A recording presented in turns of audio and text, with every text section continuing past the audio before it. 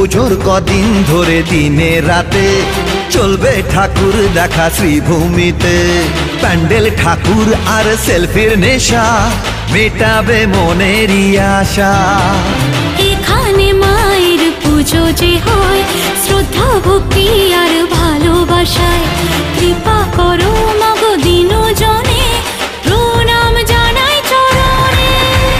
কত গুণীজন দেশ বিদেশে আছে জড়িয়ে পুজোর সাথে। কত গুণীজন দেশ বিদেশে আছে জড়িয়ে পুজোর সাথে।